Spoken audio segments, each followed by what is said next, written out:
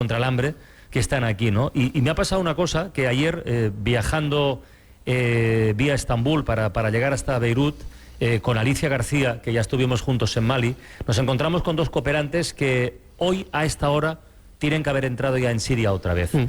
Uno se encarga de seguridad alimentaria, otro se encarga de proyectos de agua, y así hablando, mira, me dio la sensación que su historia y su experiencia era muy interesante para ser contada. Así que, si os parece, hoy como aperitivo vamos a escuchar lo que nos cuentan estas dos personas. A ellos, cuando les llamamos son los héroes civiles y tal, tuercen el gesto, ponen mala cara, dicen no hay para tanto, no hay para tanto. Yo les voy a seguir llamando así porque creo que el trabajo que hacen se merece por lo menos ese calificativo. Así que, si os parece, vamos a escuchar la conversación con ellos y luego seguimos. Venga. Pablo Alcalde es ingeniero, era ingeniero, tiene 43 años, y Maximiliano Berdinelli tiene 38 y era agrónomo. Los dos están con Acción contra el Hambre. Pablo, Max, buenas tardes, bienvenidos a La Ventana, ¿cómo estáis? Hola, buenas tardes. Buenas tardes. ¿Por qué ponéis cara rara cuando yo digo héroes civiles y torcéis el gesto, Pablo? ¿No le das importancia a lo que hacéis o qué? Damos importancia a nuestro trabajo, pero es un trabajo que nos gusta, que nos llena, y no vemos nada raro en hacer algo que te gusta, algo con lo que te sientes orgulloso y algo para lo que te has preparado para hacer. Entonces es un trabajo que nos da mucho más de lo que recibimos, mucho más de lo que damos. Pero tú estudiaste para ser ingeniero y estabas en un astillero y fabricabais barcos, y muy grandes además, y eso también es muy gratificante, ¿no? Pero bueno, sigo siendo ingeniero, lo que pasa es que esos conocimientos en este caso, pues de todo lo que tiene que ver con abastecimiento de agua, saneamiento, pues ahora los aplicamos en otro tipo de trabajo que tiene un impacto mucho mayor en la mejora de la vida de las personas. Oye, Max, ¿y tú qué eras? ¿Qué eres? ¿Agrónomo? Bueno, ingeniero agrónomo y... Claro, ¿en qué momento la cabecita te hace clic para cambiar de vida? Pues cuando estudiaba estaba haciendo un trabajo part-time y me dedicaba a aplicar los conocimientos que poco a poco iba adquiriendo en el área de agricultura, en ayudar al sector más desprotegido. Entonces fue ahí cuando me hizo un clic y me marcó la carrera. Cuando me recibí ya no quería saber nada con el sector privado y me veía más útil ayudando a potenciar las personas en sus actividades relacionadas a la agricultura. ¿Cuántos años llevas en esto? Y 10 años. ¿Y tú, Pablo? Pues yo desde la universidad, casi 15 años metido en este sector, o más, sí. Será un poquito más, sí, ¿no? Un poquito más, sí. Oye, Max, tú estabas en Siria entrando y saliendo en el momento en el que hace esta semana 5 años empieza toda la historia, toda la guerra, las protestas, las movilizaciones. ¿Estabas justo fuera en la frontera en ese momento? ¿Qué puedes recordar de esos momentos? Pues justamente estaba reflexionando ahora sobre eso, y hace justamente 5 años, cuando estando trabajando en Siria, por una razón salí un fin de semana, me crucé a Beirut y comiendo un shawarma en un bar. Hablando con la chica que nos estaba sirviendo, nos comenta: oye, que ustedes me contaron que están trabajando en Siria, empezaron las revueltas en Daraa, así que no sé si van a poder volver.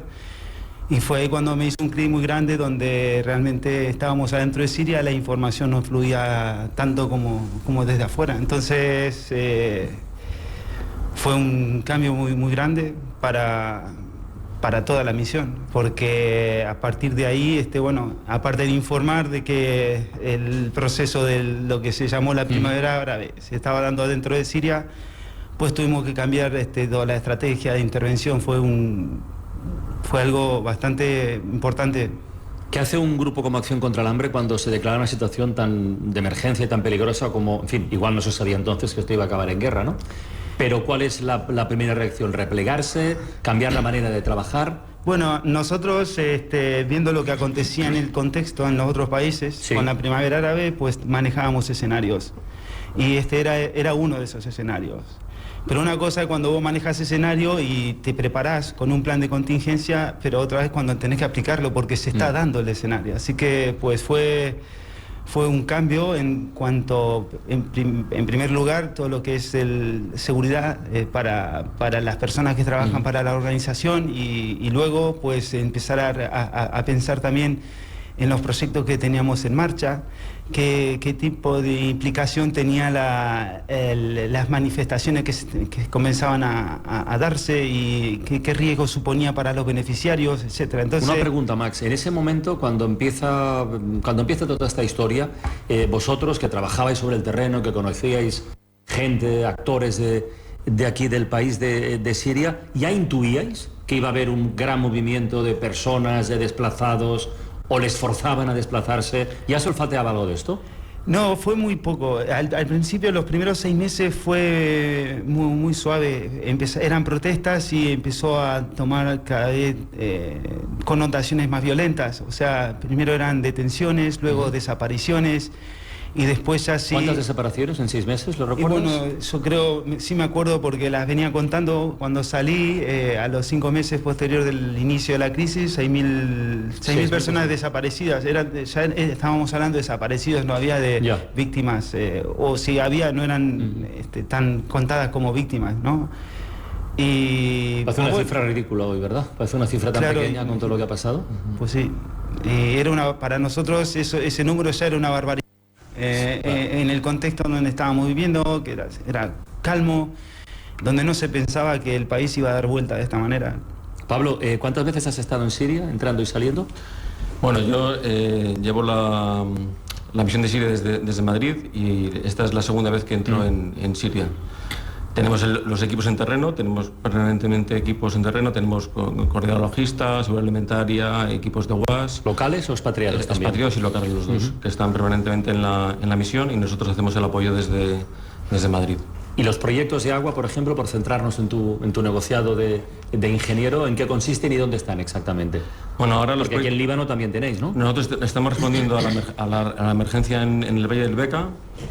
Todos los refugiados sirios que han acampado, digamos, o están en asentamientos en el valle, y la respuesta es muy distinta tanto en Líbano como en Siria. En Siria trabajamos mucho en infraestructuras de agua, rehabilitando infraestructuras de agua o haciendo transporte de agua con camiones a las zonas donde no es posible esa rehabilitación, pozos perforados, pozos de gran profundidad, bombeo, rehabilitación de saneamiento en escuelas.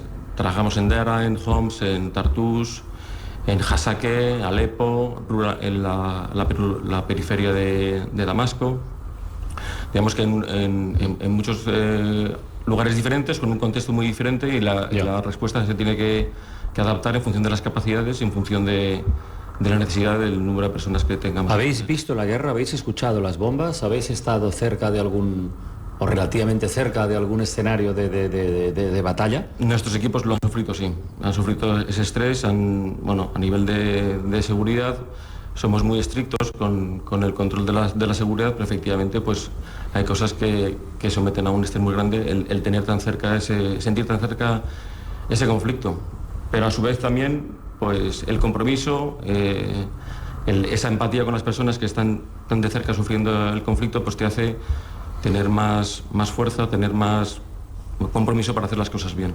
¿Cuál es la última vez que te has cabreado hasta extremos inenarrables, Max, con todo este conflicto, con toda esta historia? Cabrearte por impotencia. Bueno, llegaban noticias a España y han llegado en los últimos meses de poblaciones enteras que pasan hambre, de gente que sufre malnutrición, que están ya en lo mínimo, por debajo de lo mínimo. ¿Cuándo te has cabreado por última vez?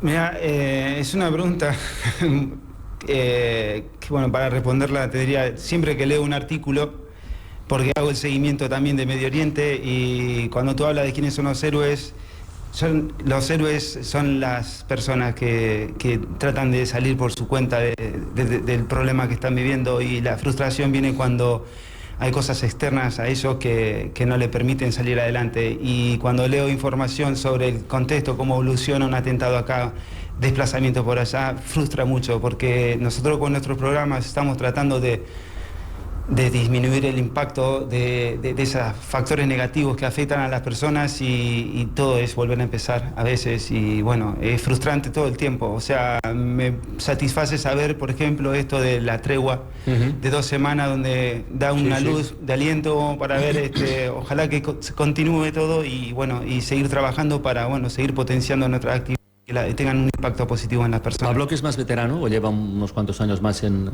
en toda esta historia? ¿Alguna vez te ha pasado por la cabeza decir, bueno, ya tengo bastante, yo ya cubrí mi cuota de apoyo y solidaridad?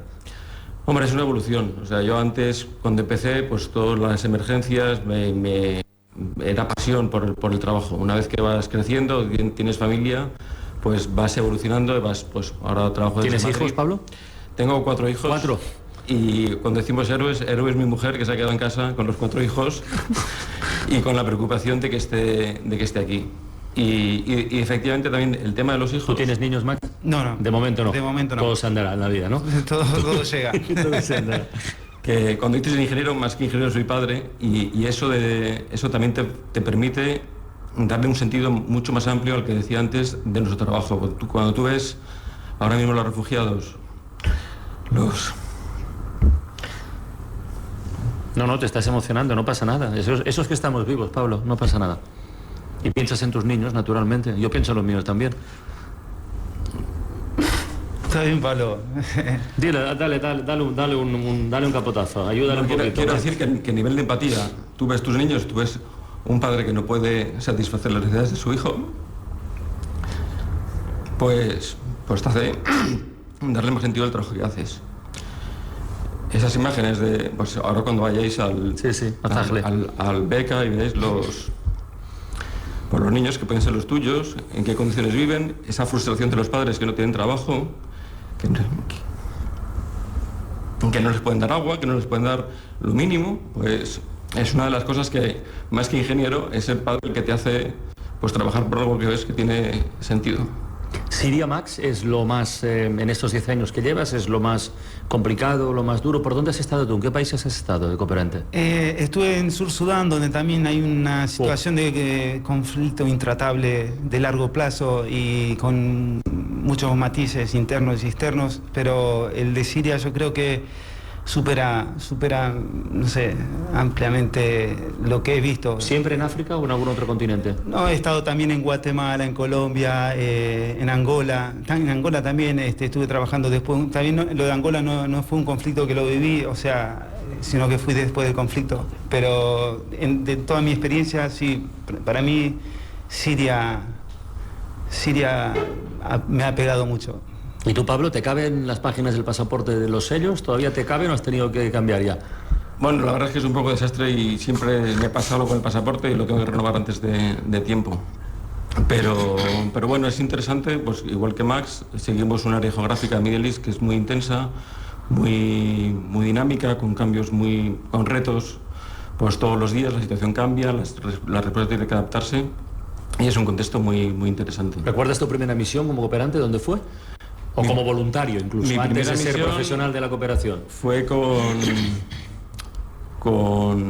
el campo de refugiados de Albania, donde me llamaron a la universidad buscando ingenieros y yo estaba en Ingeniería Sin Fronteras y dijeron, pues vamos a contactar a este que ha estado durante 4 años dándonos las brasas en la escuela, organizando charlas y hablando de un mundo más justo. Y nada, yo estaba en un trabajo, me llamaron al trabajo y dije, si me dais un mes, pues ahí que voy. ¿Y después? ¿Por dónde has estado? Y después pues ya acompañamos a los refugiados hacia Kosovo y luego ya pues emergencias Mozambique, El Salvador, Tanzania, Etiopía, Angola, São Tomé y Príncipe. Bueno, así ha habido un periplo por diferentes lugares del mundo y luego en la sede pues también hemos viajado pues a diferentes países. ¿Qué te dicen tus niños cuando te despides de ellos? ¿Qué edad tienen, por cierto, por curiosidad? Pues tienen 10, 8, 5 que va a hacer la semana que viene y una que tiene 5 meses. La de 5 meses no, pero el resto, sobre todo los dos mayores, ya más o menos deben captar por dónde van las cosas, ¿no? ¿Dónde va su papá? Que es más bien lejos que cerca. Lo captan, pero el hecho de trabajar para las personas es una idea que les gusta. Les gusta. Si el día de mañana te dicen, oye, que yo me quiero apuntar a eso que haces tú, ¿tú les animarías? Sí, seguro. Me costará cuando se vaya el primero con 25 años o con 23 a una guerra, pero será una decisión que por lo menos tendrá formada y tendrá toda la información para tomar la decisión. A pesar del riesgo y de los sinsabores. A los hijos les formaremos, les informaremos, pero lo que hemos aprendido es que tienes que dejarte llevar por tu pasión y no por un área de confort o lo que la sociedad te dice que tienes que hacer. El hecho de dedicarte a esto, pues es verdad que es un estrés alto para las familias, pero cualquier persona que te quiera sabe que tienes que seguir la vocación. Contadnos una cosa, contad a los oyentes de La Ventana una cosita para terminar, la que os venga a bote pronto a la cabeza. Estamos hablando de una guerra, estamos hablando de conflictos donde la gente saca lo peor y también lo mejor de sí mismas. Yo querría que termináramos esta conversación con en fin, si es posible, con una sonrisa o algo que se le parezca. Max, si tú haces memoria de estos 10 años, ¿te viene a la cabeza una imagen, una persona, una historia, una situación, un momento? Dijiste, joder, esto merece la pena, yo soy feliz, la vida sirve para estas cosas. Una situación, algo, un recuerdo en cualquier país, en el que fuere. Justamente en Siria. ¿Ah, sí? Cuando estaba saliendo y empezaba el conflicto, nosotros estábamos curiosamente apoyando a refugiados iraquíes. Y realmente fue un proyecto que comencé y terminé y hice la evaluación.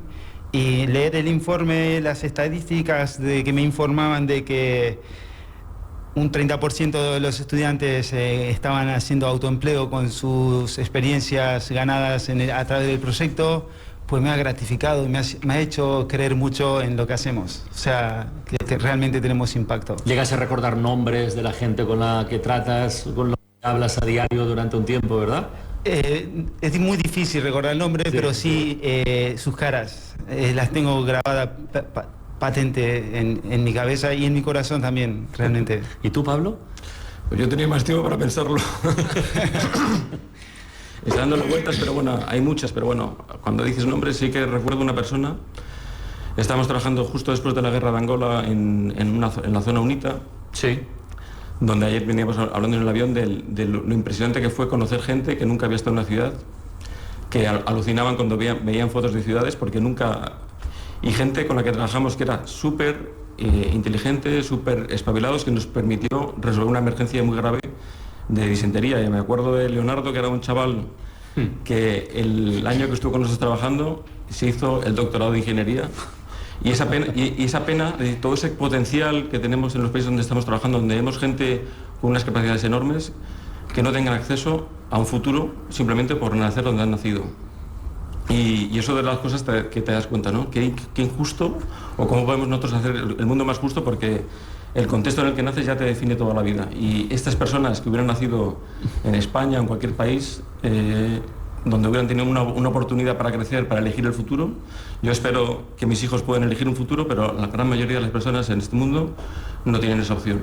Y cuando has dicho una persona, me ha venido Leonardo, que no sé dónde andará, pero bueno, que nuestro trabajo sí que les ha permitido ir un poquito más allá, ¿no? Pablo Alcalde, Maximiliano Verdinelli, de Acción contra el Hambre. No voy a llamaros de ninguna manera, pero por favor, seguid con ese trabajo y muchísimas gracias en nombre de todos, de verdad. Muchas gracias. Muchas gracias. Pues no querías llamarles de ninguna manera por no redundar en eso de la heroicidad, pero es así, ¿no? Menuda carga de humanidad. Para realizar ese trabajo humanitario es necesaria esa carga de humanidad. Y déjame añadir una cosa, porque fíjate que los argentinos hablan, pero a veces se guardan cosas también. Max nos ha contado una cosa que voy a contar ahora. Max está casado hace 6 meses con una mujer siria, a la que conoció en Siria. Ella ahora mismo está en Suecia, está refugiada, está asilada, y no sabe que Max esta tarde ha vuelto a entrar en Siria. Espero que no esté escuchando La Ventana.